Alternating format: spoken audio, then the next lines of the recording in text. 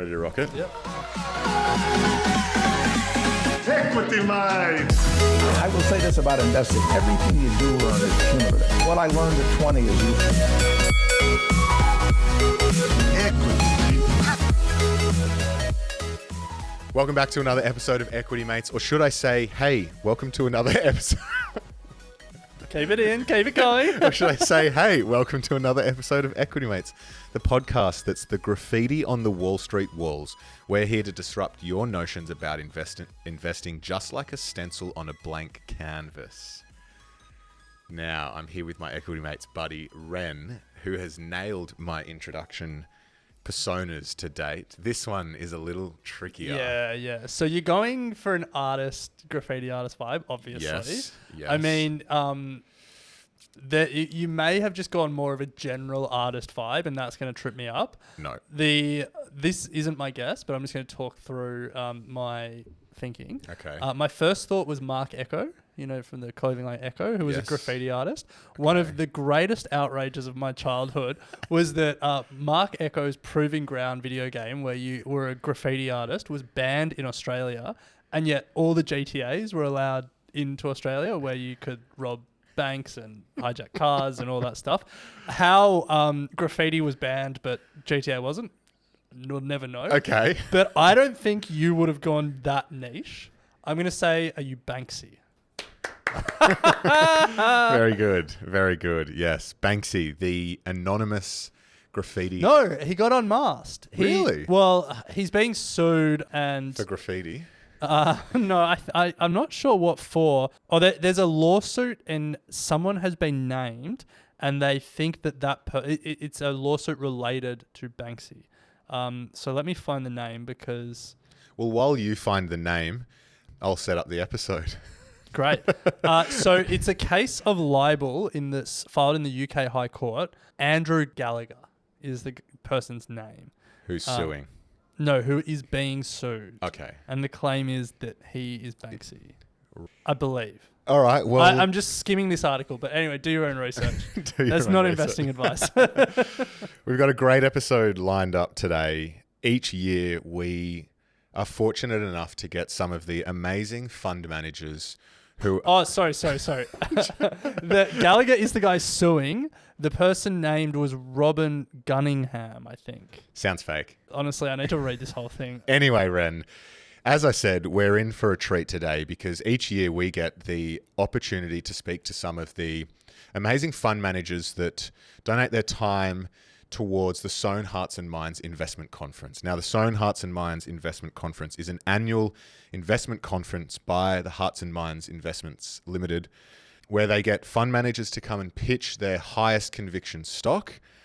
And then the proceeds from the listed company that Hearts and Minds have, the stock ticker is HM1, proceeds from that go towards medical research. To date, they've donated more than $60 million to a number of medical researchers in Australia. So it's a pretty interesting structure and like a pretty cool concept. Yeah, so 12 fund managers each come and they have just 8 minutes to pitch their highest conviction stock. And this year, there are international fundies coming from the UK, the US, and Asia, alongside some of the leading fundies here in Australia. And today, we get to speak to one of them. That's right. We are speaking to Rikki Bannan, who is an executive director and portfolio manager at IFM Investors. They run a whole number of wholesale funds, so retail investors may not have heard of them, but your super may be invested with them. They've like $250 billion assets under management. So they're massive. They do a lot of infrastructure investment, fixed income. But Rikki is particularly focused on small caps. And we love small caps. We do. Hearing about companies that we haven't heard of before. We've asked Rikki to bring 2 stocks today. So when we speak to her, she's going to give us the story behind the stocks, the pros, the cons. We should be clear, it's not the stock she's going to pitch for HM1. That is a closely guarded secret. That's like the AFL guarding the Brownlow votes 100%. Before the big night. Lock and key. So if you're interested in going to the conference, it is on November the 17th here in Sydney. However, Equity Mates community has access to the online edition. You get 20% discount available exclusively for the Equity Mates community. The price of the tickets is $400. There's a link in the show notes, and the discount code is EquityMates2023, all one word. And a reminder that all of the it all goes towards medical research. You said, however, there as if the Equity Mates community doesn't get access to the main conference. You Well, can buy a main ticket. Well, it's worth pointing out it's $3,500 for a. And the discount code doesn't work. Well, not for that, I don't. Not for the no, main ticket, no. just for the online. Yes. Yeah. Yeah. Now, Bryce, Rikki will be with us soon, but before we get to that, we have to remind everyone that whilst we are licensed and whilst Rikki is an expert, none of us are aware of your personal financial circumstances. Any advice you hear is general advice only. We produce these podcasts for education and entertainment purposes, but make sure you're doing your own research, and if you feel like you need professional advice, you seek it. But with that said, Bryce, let's get set up and get ready. Well, Rikki, welcome to Equity Mates. Thank you very much for having me. Now, to get started, we always do a would you rather. So, would you rather have the ability to see 10 minutes into the future or 150 years into the future? Oh, definitely 150 years. Nice. Okay, and why is that? Oh, I mean, just how rapidly the world has changed in the last, even 10, 20 years, just to think about what it might look like that far into the future would be fascinating. Would be pretty amazing. We recently interviewed a guy who's trying to bring back the woolly mammoth from extinction. So, maybe the woolly mammoth is there. I don't know. Yeah, I'm just trying to think. So that would be you're in 1880. You're in the 1880s, basically looking ahead to today. That would be the mind blowing. Yeah. Some good long-term investing thematics would come out of that. Oh yeah, for sure. Yes. Now, Rikki, you're preparing to pitch a stock at the Hearts and Minds conference. Why is participating in the Hearts and Minds important to you? Well, I mean, look, it's a fantastic event. There's been some incredible speakers participating over the years. But, most importantly, the purpose being to support medical research. By the end of this conference, they would have donated around $60 million to, a number of different charities. So it's hard not to get behind that. And, supporting medical research, that's something that, on a more personal level is close to my heart. I lost my best friend to cancer a few years ago. So, it's something that I'm, certainly very invested in personally. And also biotech and healthcare, that's one of the sectors that I'm responsible for in the IFM Small Caps Fund. And, that's a space we actively participate in. So lots of interest on a few different fronts. It's fascinating. So you mentioned there that you manage the small cap fund for IFM Investors. How would you define your investing philosophy? I suppose my investment philosophy would be, over the long term, I think that the market will price a company fairly. Its share price will over time reflect its fundamental value. But in the meantime, there are going to be points where, there's a dislocation between value that the market's ascribing and the true fundamental of the stock. And, that could be macro factors, non-fundamental market factors. But essentially, what we're trying to work out is what is the intrinsic value of a company, and sort of our process builds up to that, understanding, what we're investing in, what is the business, what sector does it operate in, what's its competitive position, how does it plan to grow? And, understanding management's strategy, do we think that they are capable of executing that strategy? All these things sort of filter into arriving at that sort of view of what real value is for a stock. And then I guess that turns that long term, over the long term, the market will reflect fair value, but in the short term, there's opportunities to find. That is all turned on its head when we talk about the Hearts and Minds conference, because you're given a 12-month time horizon. So how's that different to your normal process, and how have you been approaching this pitch? Yeah, I mean, as you say, we're generally taking a longer term view. If we're buying a stock, our plan would be to hold it for longer than 12 months. Of course, things can change in a 12-month period, both positive and negative. So, you have to be prepared to react accordingly. But being locked into a 12-month window is a challenge. Again, macro factors, other exogenous shocks, the thesis even just taking longer to sort of play out and for the market to sort of appreciate, what you see in the stock. So, we consider all of those things obviously when we're investing in a company, in our fund, but, we can be patient. So we're prepared to ride that out. So, I've got stocks in the portfolio that I've owned, since inception of the fund or since the company IPO'd. I might own more or less of them at any point in time, but they're sort of long-term holdings. That's sort of what we aim to do. So if it's on, I suppose I'm trying to think about those factors, the macro, which is so easy to pick right now. Everyone's very focused on the macro, what are the potential, out of left field things that could potentially happen, but really, I suppose, is there a catalyst? Is there a positive catalyst between now and November next year that means the market's going to re-rate the stock, or ascribe a higher value than it does today? Yeah, it's a funny one. Look, when I think about it, I would either go that way, like, is there a catalyst coming up that will see an inflection point? Or you find something that's had a lot of momentum and you just say, this momentum's going to continue. But I don't envy yours because neither of them seem easy. Yeah. Now, Rikki, we're hurtling towards Christmas, so it'd be good to understand how you see markets as we're closing out 2023. It feels like there's a fair bit of uncertainty going on at the moment. We had a pretty big 2021, followed by a tough 2022, and what feels like a uncertain, flat, sideways, who knows, 2023. So how are you summing up where we're at in markets at the moment? Current market, volatile is probably the word that springs to mind. It doesn't feel that recent anymore, but the reporting season in August, that was a real case in point. There's always going to be big share price moves in reporting season. It's kind of when, the macro matters less and it's more about the fundamentals. So you're always, particularly at the smaller end of the market, you do get some big share price moves. But this reporting season just gone, the number of stocks with a plus or minus 10% move on the day was more than double what we normally see. Wow. Which was a lot of fun. And then even some really big day 2 and 3 moves. So, which is good because we're an active manager. So, the volatility creates buying opportunities. But, I definitely, I think that's going to continue. And yeah, as I said, the market's also very macro focused. It's all about inflation. When does it come back to target levels? What does that mean for interest rates? And our view for some time, I think, has been, we did think that inflation was going to be stickier than what the market thought, and interest rates were going to be higher for longer. And I think, that view's getting increasingly priced in. So look, where to from here? I suppose we've had a decade of ultra low rates, unprecedented injections of liquidity by central banks, and that all underwrote an equities bull market. It was sort of a case of rising tide lifting all boats. Beta was strong. I think, from here, though, the return outlook is more muted. And, I think that probably makes stock selection increasingly important. So again, plays into our capability as an active manager in the small cap fund. Do you guys just rub your hands together and it's like after a decade of passive just being the sort of the focus? Yeah. Some of that flow coming back our way. Yeah. We want to really focus on the small cap end of the market because that's where you are focused. But I guess before then, just one more question on the macro.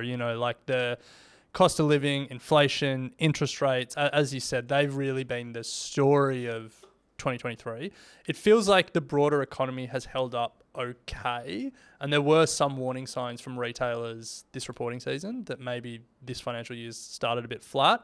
And, we always hear that interest rate rises take 12 to 18 months to really flow through. I guess, does IFM or do you personally have a view on sort of what the next year looks like from a macro and, personal cost of living, consumer point of view? Yeah, well, firstly, I'll say I'm not an economist. Yeah. although every small cap manager in the market has felt like an economist in the last 12 months, I think, trying to work out. I think everyone where it's all on going. Social media has had their turn as an economist. Yeah, I suppose. Look, we have seen inflation moderate somewhat, but it is, as I said, proving stickier than anticipated and still well above where it needs to be. So interest rates, again, higher for longer, I think is what we're going to see. It wasn't that long ago that, some people in the market were pricing in rate cuts, early calendar 24. I don't see how that happens. And, there's still question, is the RBA, is the Fed done? Is there potentially one more rate hike? And again, I'm not an economist, but yeah, potentially, I think there could be. But higher for longer, I think, is the where to from here. And so that is going to filter through to sort of the broader economy. And, you mentioned cost of living pressures. I think they're going to continue. No signs of easing. So, look, I think fears about a recession in the US and here have receded a bit. You mentioned the consumer through reporting season. And, we've been surprised too as to how well the consumer has held up. What I would say there, though, is, to your point, the impact of higher interest rates, there is a lag effect of that rolling through, and there's also fixed rate mortgages that are still to roll off.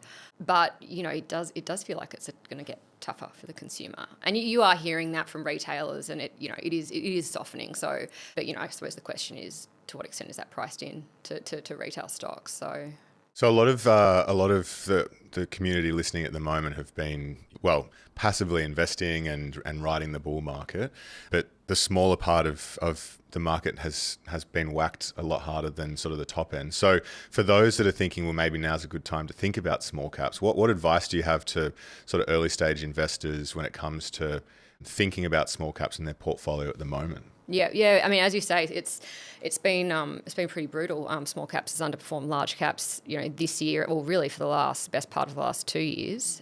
I think that that does provide an opportunity. There is, the valuation differential isn't as big. I think the outlook in terms of growth for small caps is better than for large caps. Would be sort of a comment on the whole. But again, I think there's always going to be nuances. Across stocks. So, I'd be, you're selective about the stocks that you want to own. So, it is still going to be a tough economic backdrop. So, what are the stocks that, have a general sort of structural growth story behind them? They can keep growing, despite the prevailing macro. Those are the sort of stocks that I would be looking at. Pricing power as well, high inflationary environment. We want to get to some specific stocks, but I guess just before then, like if we just keep it to Australia, because otherwise we're going to be asking you about a universe of tens of thousands of stocks. But just in Australia, a lot of people probably think the smaller end of the market is a lot of mining explorers and then maybe a few like great tech companies that sort of come through every now and then. Give us a view on like what the small cap universe here actually looks like, and I guess if there are any sectors that you think are particularly interesting or innovative or exciting sort of as you look at it today. Yeah, sure. So the small caps index does look pretty different to the larger end of the market. The top 100, you've got BHP, Rio, the big four banks. It's the breadth and depth of sort of sectors and businesses is much more diverse, which is why I think small caps is fascinating. You mentioned resources. That's a big part of the index. That's 25-30% of the index. So it's material. And that is a space that, that is a space that we're invested in. One of my co-PMs is a geologist by background, so he, just picks the eyes out of some of these smaller resources companies. I'm not going to get into resources because I'm definitely not the gun on that one. But that's a big part of the space. Consumer discretionary is probably about 20% of the index, so that covers sort of retail, media, consumer services. So again, material part of the index. REITs, people are surprised to hear that REITs is a big part of the small caps index. It's about 12%. And then you've obviously got tech in there, a bit under 10% now. Healthcare, a bit under 10%. It's a pretty diverse group of stocks, which is why I love it. It's so interesting. Yeah. Mm-hmm. Well, let's get to some stocks. We've asked you to come in with two. There's probably many more that we'd love to dive into, and you're going to keep the gem for the Sown Hearts and Minds pitch. Let's just start with the first. If you can let us know what the company is, how you came across it, what it does, and then we'll dive into the thesis. Yep. Okay. So two stocks. They're polar opposites. You couldn't get more different. Nice. So I've got a biotech and a funeral services business. Okay. Oh, okay, great. So we'll start with the funeral services business, Propel Funeral Partners. We've owned that since it IPO'd in 2017. So they're a funeral services operator with over 180 locations across Australia and New Zealand, quality portfolio of brands. Well, what we like about it, I suppose, the funeral services sector, by its nature, it's a very sort of stable, steady growing space. There's two certainties in life, death and taxes. Yes. I don't think there are any sort of tax agents that are listed. So anyway, funeral services, that's, I guess like a zero or something. Yeah, for sure. So, I think the attraction of the sector is the steady growth, and there obviously can be short-term fluctuations in the death rate, but it is a case of steady growth over time, and there are tailwinds there with an ageing population. The Australian death rate is expected to increase from a 1% CAGR in the last 30 years to 2.5% CAGR in the next 20 years, and there's a similar trend in New Zealand. What we like about this business is it has pricing power. Average revenue per funeral grows at about 3% CAGR over the long term. Sorry to interrupt. What is the average revenue per funeral? So, it varies. If it's basic to all bells and whistles, but it can be 4,000, 5,000. Wow. Better start saving. Hopefully not going to need it. So we like the pricing power.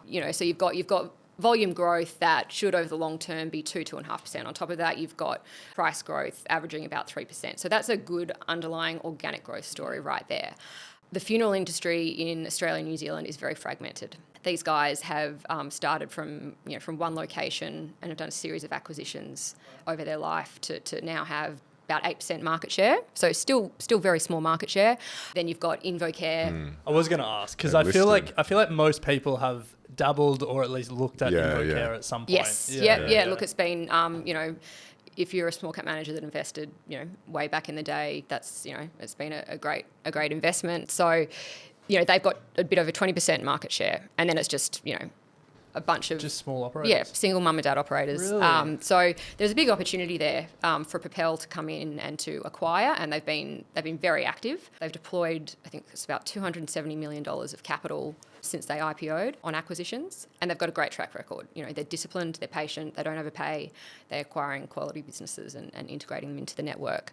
They do have, they've got good balance sheet capacity to continue that strategy. They generate good cash, which we like. But I think most importantly, it's a founder-led management team. Again, something that we really like, particularly in the smaller end of the market. And, you see a lot of that. We like the alignment. So management, they have about 20% shareholding across the three sort of key management and also some of the board. In terms of the risks, there is some concern in the short term around the death rate. We sort of had a peak last year. So it's a funny sentence. I know. To say. Yeah. It is. It's funny to be sort of talking about it. But yeah, look, I'd say in the short term that's the risk. Volumes, they are down this year. And we cycle past that sort of later this year. So I think it's not something that I'm overly concerned about. Prepared to look through. And, notwithstanding that, the company did provide guidance for FY24 at their result, which they've never normally done. So I think that sort of goes to, their confidence in the underlying business, the acquisitions that they're sort of bedding down. So I think, it's a defensive business, long runway of growth ahead. It's trading at 22 times 1 year forward PE. Compare that to InvoCare, which has been recently taken out by private equity at a multiple sort of closer to 40 times, 35, 40 times. And, whilst InvoCare has been a fantastic long-term investment, I think more recently they've been quite challenged. They have found, the sort of short-term volume drop more challenging. Their margins haven't held up as well, and they've got, I suppose, some older assets that probably need some investment. So, I contrast that to a Propel, and I think it is high quality. Do you think so? Because when you were explaining the market, and it's like InvoCare 20 odd percent, Propel 8%, then a long tail of fragmented operators after that. I instantly just think like a deep pocketed private equity player comes and rolls it up. Yep. TPG bought InvoCare, who are the definition of deep pocketed private equity. How do you think about so Propel are going to be trying to roll up, TPG are going to be trying to roll up. How do you think about what each will be willing to pay and, I guess the assertiveness of private equity? Yeah. Well, I suppose the thing with InvoCare, and this was part of the thesis when Propel first IPO'd, because they do have that big market share, and InvoCare is very dominant in capital cities, they actually don't have that much scope to do too much more, just from a competition perspective in a lot of their markets. Oh, you think like the ACCC would stop them? Yes, yeah, oh, correct. Right. So, okay, that's not to say that they don't have acquisition opportunities, and they have kept nibbling away over time. So I'm not saying that that's not going to be part of the strategy with InvoCare, but there's sort of less runway there. Yeah, and right. Okay. The interesting thing about Propel, I don't think they have ever been in a competitive situation against InvoCare. Right. When it comes to acquiring. And that's what is great about this management team. They have been in the space for a long time. They've cultivated a lot of relationships. Some of these businesses they end up acquiring, they've been speaking to, and these are like founders. And they have a big regional focus in a lot of their acquisitions. So they're the sole funeral services provider in a town. They've done it for 50 years. Propel's been speaking to them for 5 years. Going and having a cup of tea every 6 months to check in, and is it the right time? And so it's building the relationships with the sort of the businesses they want to acquire. They're not in a situation ever really where they're in a bidding war, and that's sort of who they're acquiring from. They're not sophisticated enough to think, I should check out, should check out InvoCare and see if I can extract a higher multiple. They're like, they're coming, they're coming into retirement. They just, they want to sort of plan for that. So I think there's plenty of room for both to pursue an acquisition strategy. What market share do you anticipate Propel to be able to get then? I mean, I don't think there's any reason why they couldn't be as big as InvoCare over time. It's not going to happen tomorrow. They're sort of incremental acquisitions, but I look at Propel today, $500 million market cap. InvoCare just taken out for $1.8 billion, and as I said, I think the assets that Propel has and the management team, it's arguably a high quality business. And Australia loves a duopoly, so So Rikki, it's always good to understand the bear case. What are you looking out for with Propel? So the bear case, I think, and as I mentioned, it's a short term risk, is just that fluctuation in death volumes. So are they under pressure this year? That's something you can track. You can see death volumes. So volumes are down. By how much? What is the variation like? So last month, and I literally got this data this morning, someone told me, in New South Wales, death volumes were down 10% versus PCP. Really? Yeah. Is that because we're cycling like a COVID period or something? So it was sort of a post-COVID spike that we had, because we sort of, through COVID, unlike in Europe and in the US where there was a spike in deaths during COVID. We were obviously in lockdown. There was no flu. So, you sort of had a situation where the death rate was artificially low in Australia through COVID. And, it sounds terrible, but you can't avoid death wherever. There's a catch-up there. And now we're cycling that kind of spike, if that makes sense. The other thing that I've read in some of the smaller health companies' commentary is that some of their volumes were down because a lot of people didn't get care during lockdown, and then now that's obviously going to have a flow-on effect. It's a very morbid conversation, but no, it is. It's an issue in across healthcare, and something we've seen from a number of the listed players, pathology players, radiology companies as well. Is that sort of volume post COVID has found it hard to recover back to kind of trend. So, but look, I mean, that's for Propel. It's not something I'm overly concerned about. There is potentially a short-term earnings risk, but, happy to look through that, but for what is a long-term growth story. I mean, the other risk, and this is probably not something that factors into the thesis, but just something that I often wonder is, there hasn't been any innovation in how we do end-of-life care since cremation, really, and you've got two choices. You get buried or you get cremated, really. And where I live, there's massive cemeteries around, and it just, they're full. It just doesn't feel sustainable.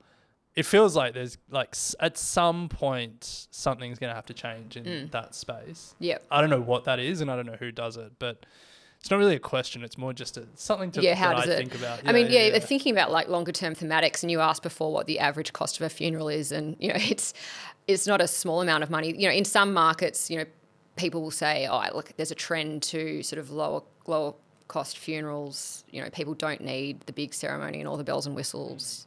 You have a quick cremation and do something elsewhere. It's just not something that they're seeing in Australia. Right, okay. It's all very well and good to say that in the abstract, in theory, but then when it's it's your family member and stuff like that. Exactly right. And which is why when it comes to the argument about pricing power, they're not trying to gouge anyone, but they're seeing input costs go up by a certain percent. They pass them through, and it's just not a situation where people are very price conscious, because it's the last thing you do for a loved one. Hence why they're willing to pay it. People don't shop around for a cheaper funeral. They go to a brand that they know and trust, and it's about the experience. So. Well, Rikki, I think we've had enough of the morbid conversation about funerals. Let's take a quick break, and then on the other side, let's talk about a company that is working to extend our lives. Yes, and that's a bit more it's a really nice sort of symmetry there. We'll take a quick break then.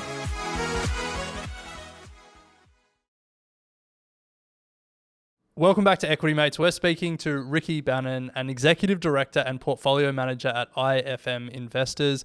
Rikki will be speaking at the Hearts and Minds Conference on the 17th of November. You can pick up a ticket for the in-person session or for the online session. I believe there's a discount code. Yes, there is. We'll put it in the show notes. Is it just Equity Mates, one word? You're testing me. Okay, we'll have a look in the show notes. It will be there. But Rikki, we're doing a bit of a deep dive on two stocks. We've just spoken about Propel Funeral Services. The second company you mentioned was a biotech company. So let's start general again. Tell us about the company and what it does. Okay, so it's in the radiopharmaceutical space. Some people might be familiar with a company called Telix Pharmaceuticals. I can't say I am. Well, it's now a $3.6 billion company. It's really a true Aussie biotech success story. It's one we've owned since IPO. I'm still owned today, and I still very much like Telix. This is a mini Telix. And both companies would hate me saying that. but you know, that's the simplest way to explain it. The company is Clarity Pharmaceuticals, the stock code CU6. 300 mil market cap. It listed a few years ago, so being an investor in Telix is, you know, it was something that I sort of looked at.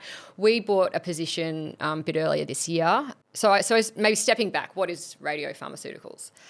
And I don't have a biotech background, so you know I can explain this how I sort of understand it as well. Yeah. So it's a form of precision medicine. What they're doing is they're taking a radioactive isotope, they're attaching it to a specific molecule, and that molecule is able to bind to cancer cells in the body. Because cancer cells express different proteins. Different cancer cells express different types of proteins. So it's about matching the right molecule to the protein that it's going to bind to, and you've got a radioactive payload there. So it's used in two ways, as a diagnostic and as a therapeutic. So for the diagnostic, what you're doing is you're injecting into the patient, and because the molecule is seeking out the cancer cells, attached to the cancer cells, then you image the patient and the body lights up wherever there's a cancer cell. Wow. So compared to traditional methods of imaging, this is much more accurate. Wow. It's fascinating. Yeah. So as I said, Telix is sort of an Aussie biotech success. They were second to the market with a prostate imaging product last year. The other company, Lantheus, NASDAQ listed, you know, big US biotech, they were the first. So there's those two first to the market with prostate imaging products. So the space is getting a lot more attention. So that's on the diagnostic side. From a therapeutic perspective, it's exactly the same concept, but you're attaching a bigger radioactive payload. And so that is going into the cancer cell. It's attacking the cancer cell, impacting the tumour without impacting healthy tissue. So contrast that to what happens today with external beam radiation. If you're receiving radiation to treat cancer, that you're getting a beam of radiation, and yes, it's targeting the tumour, but it's also impacting healthy tissue on the way through. So hence why my comment earlier about it being precision medicine. So Clarity, as I said, they're a clinical stage company, so they don't have any approved products today. They've got 3 assets. They have 8 clinical trials underway and seeking to diagnose and treat a range of cancers. So, you know, from prostate cancer, neuroblastoma, neuroendocrine tumours, and potentially a much broader application. It's differentiated from, say, a Telix or a Lantheus in that it's using copper as a radioactive isotope for both the diagnostic and the therapeutic. And, you know, why is that important? There are a number of benefits for using copper over other isotopes. So Telix and Lantheus, they use gallium, for example, lutetium, fluorine. Copper has many benefits, being manufacturing footprint and supply chain. It also has a longer half-life. And that's important just in terms of you don't have to dose the patient and image them straight away. You could dose the patient and it be next day, day 1, day 2, where they get imaged, and that, you know, they'll still light up like a Christmas tree if there's... Hopefully not. Hopefully not. But if there's cancer in the body, you know, there are challenges with the current 2 products on the market in that, you know, from a patient scheduling perspective, you know, you've got to dose them and image them very quickly. I like Clarity because they've kind of overcome the challenges of copper. Copper's always been of interest in a medical setting, but there's been challenges being getting commercial scale supply. So Clarity's solved that. And also the issue with copper is it's not stable in the body. But they've come up with some technology where they essentially create a cage around the copper isotope to stop it leaking into the body. And they're the only ones in the world to have done it. Wow. And they own the IP on that. So it's a pretty exciting story. There's a number, as I said, they've got 8 clinical trials underway, a number of catalysts in the next 6-12 months with trial readouts. They're about to start a phase 3 trial in prostate imaging early next year. And they've got a good cash runway to fund that. And, there has been a lot of corporate interest in the space. Just last week, Eli Lilly, which is a US pharmaceutical company, they made a bid for Point Biopharma, another pharmaceuticals player, it was US $1.4 billion. Wow. And, I think there's a very positive read-through for the value of not just Clarity's assets, but Telix as well. So definitely a lot of corporate interest in the space you could not rule out. So there's been a lot of conversation in the Equity Mates community about the developments in biomedicine in the small cap space recently. And one of the things that's sort of common with a lot of the, I guess, innovators is the cost of the new treatment or diagnosis or whatnot is more than what is currently in market. So how does that, what they're doing at the moment compare to just your traditional, I guess, radio treatment or diagnosis? And what's the response been from industry? I mean, the response has been extremely positive. You've just seen an absolute explosion in prostate imaging using these drugs. So Telix is called Illuccix, Lantheus's drug as well. And the uptake's been much, much quicker than what people expected.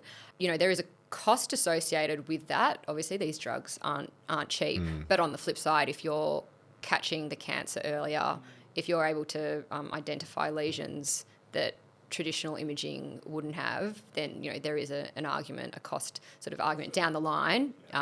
Earlier intervention is not just better for the patient, but actually would save money over time. So you mentioned that you're not a chemist or pharmacist by trade, not a biomedical expert. When you come across a company like this, you hear that story and it's compelling. Like, they've solved some problems that the industry were struggling to solve. It's an area of medicine that's interesting and there's a clear use case. There's corporate interest from some of the bigger pharma players. It's interesting, but they don't have a product in market and they've got a number of clinical trials, and clinical trials can be expensive, but they're also uncertain. So how do you as a fund manager then build the confidence in the technology and the clinical trials and the stage they're at, and I guess also the balance sheet that they have to fund the clinical trials that they need to do? How do you get from this is an interesting idea to this is an investable idea?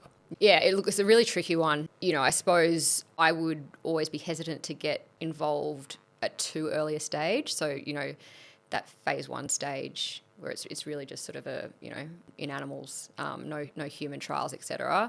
That poses a greater risk. So I suppose with Clarity, having first met them sort of at the IPO and kept an eye across, the last couple of years, they've done a great job at hitting a lot of milestones, which is very rare when it comes to biotechs and clinical trials. Like they always take longer than what you expect.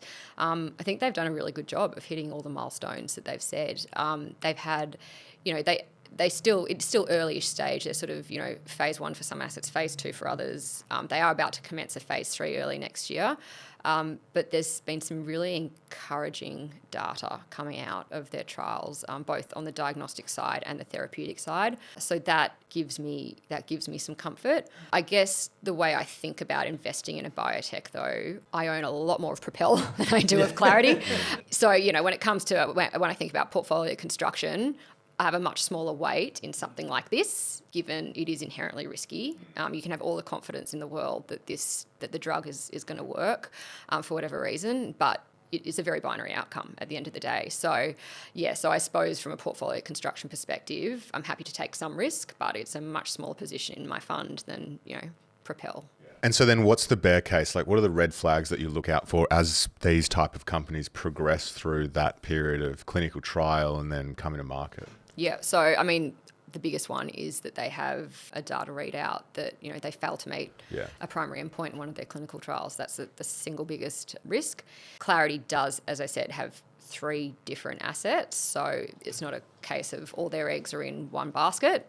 There's sort of 3 distinct assets. But yeah, the clinical trial risk is the biggest, number one. The second one, as you said, these drugs, they cost a lot of money to get to market. and, they're expensive to run. So funding is the other risk. When the market starts feeling like we see an end of the cash runway, are they going to need to raise capital?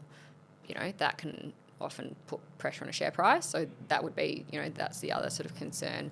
As I said, they've got plenty of cash to get them, well into the latter part of next year. And in the meantime, I expect I do expect there to be some positive announcements around clinical trials that should see a positive share price reaction. But look, if they're going to progress these assets through phase 3, they will at some point need to raise more money. Yeah, okay. So the 8 trials, are they all in the US or are they in Australia? Or most of them are in the US. Yeah. They do have one in Australia, but yeah, most of them in the US. Yeah. This is one thing that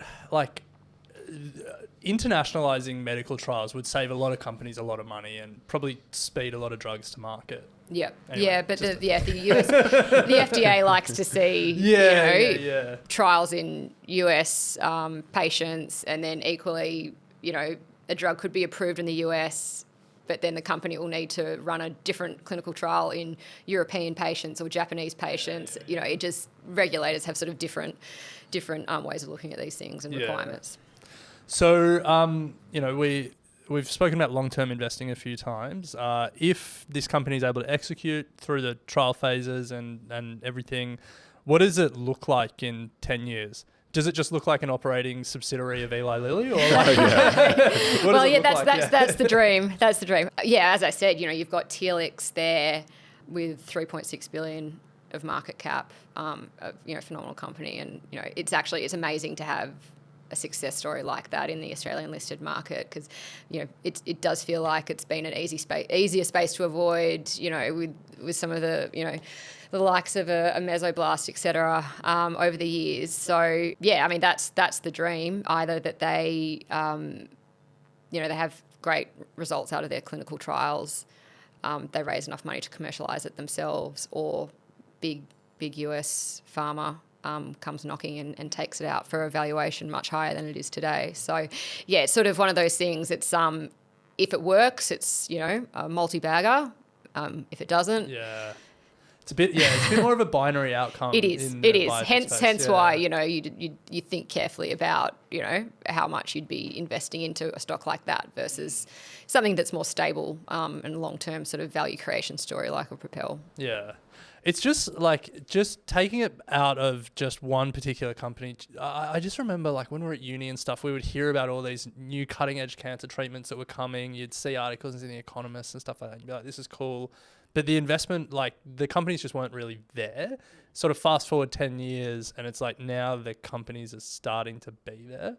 And it's just really exciting for, I guess, our futures outside of investing. It's super exciting. And as I said, I'm very passionate about it, having had that experience with my best friend passing away from cancer. And, I always just think, gosh, if, another 5-10 years, there would have been, could have been a treatment to save her. So, I do like, feeling like I'm, investing in some of these stories and supporting new drugs to market, in a small way. I'm, one of many shareholders, but yeah. Well, Rikki, you're also supporting the work that the Hearts and Minds guys are doing through the investment conference. Good luck with your pitch. Thank you. We're looking forward to seeing it. If you're interested in attending the conference, it is Australia's leading finance conference, and they do support Australian medical research. You can grab a ticket for the in-person event or online, and we've tuned in the last 3 years. And Ren, there's been some awesome stock picks. Highly recommend, if you are able to grab a ticket, doing so.